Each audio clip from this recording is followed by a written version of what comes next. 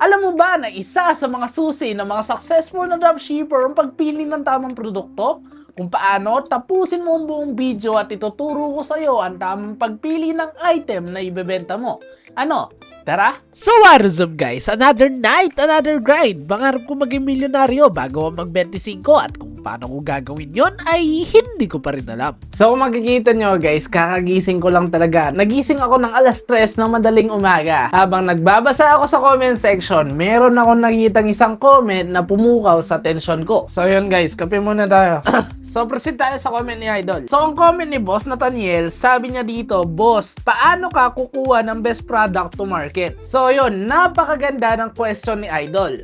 Paano nga ba kukuha ng magandang product to market? Unang-una Idol, dapat i-consider mo muna dyan yung mga qualification na kailangan mo sa pagpili ng product. Una, dapat achievable yung product na ibebenta mo. Paano yon? Halimbawa, gusto mong magbenta ng supplement or ng gamot na pampapayat. Dapat isipin mo nun if kaya mo magpalabas talaga ng result na yung binebenta mong product is nakakapayat talaga. Else, hindi yan bibilin ng mga customer mo lalo na kung walang result. Ang pagbebenta kasi ng product guys, dapat nakikita ng customer mo or ng mga market mo na makakatulong talaga sa kanila yung binebenta mo. Ikalawa, dapat hindi to nabibili sa mga stores or sa mga department store lang na malapit sa kanila. It means dapat exclusive to sa store mo lang. Para magiging branded nun yung store mo kasi yung product na hinahanap nila is exclusive lang or nag-iisa lang sa store mo. Eh boss, marami naman kaming kapareha. Diyan na ang marketing guys. Diyan mo palalakasin ang marketing mo na ipapakita mo na mas better yung product mo sa ibang tao. Which is, nagde-dropship din sila, panigurado. Ikatlo, dapat nagbibigay yan ng shortcut sa tao. It means,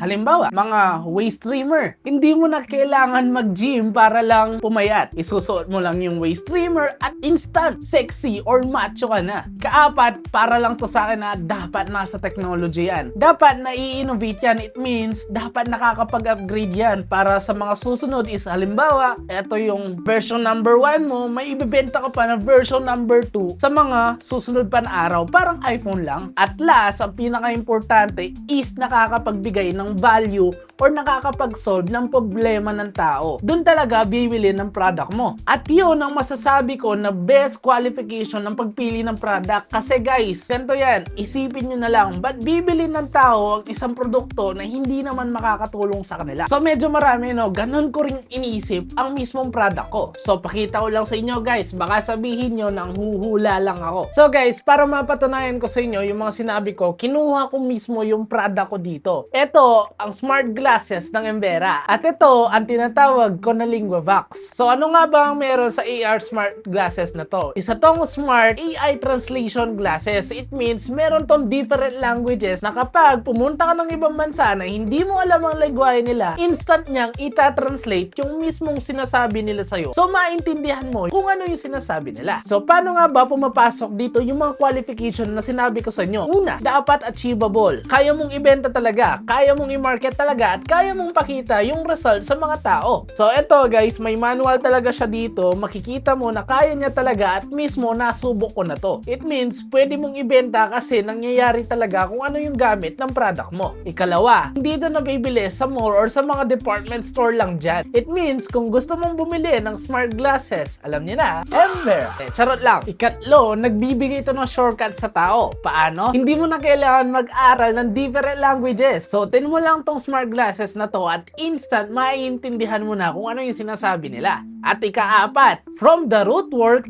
AR smart glasses, it means nasa technology talaga siya guys. At may tiwala ako or naniniwala ako na may innovation ng product na to. At baka yun ang magiging LinguaVox version 2 natin. At last but not the least is nakakapagbigay talaga ng value sa tao. Kahit saan, pwede mo siyang dalhin. Pwede mo siyang isuot mismo or pwede mong ilagay sa bag mo. Napaka-portable niya and convenient nga siyang gamitin. Hindi mo na kailangan ma-stress sa mga kausap mo na ibang languages kasi natranslate niya na lang kung ano yung mga sinasabi nila. Hindi ka maloloko at alam mo at malalaman mo pag may sinasabi na silang mali tungkol sa'yo. At last, napaka-cool nitong gamitin guys. Hindi ko na lang sasabihin lahat ng feature pero meron din tong camera sa mismong glasses. It means pwede ka mag-capture ng every memories na dadaanan mo. So basically, yun lang. Pero kung meron ka pang tanong at naguguluhan ka pa rin, mag-direct PM ka lang sa akin at sumali ka sa community or sa mga kaibigan na kinokolekta ko. Hindi naman sa kinokolekta guys, pinagtitipon-tipon ko ang lahat ng tao na gustong sumubok ng dropshipping. Ito yung walang bayad guys. Kusa ko tong ginagawa. Ito yung advocacy ko na sinasabi ko lagi na libre ang mangarap. Kaya ano pang hinihintay mo? Mag-follow at mag-chat ka na sa akin. At umpisahan na natin ang pangarap mo sa dropshipping. So paano ba yan guys? Magkakape muna ako at i-edit ko na tong video na to. See you sa next video. Paalam!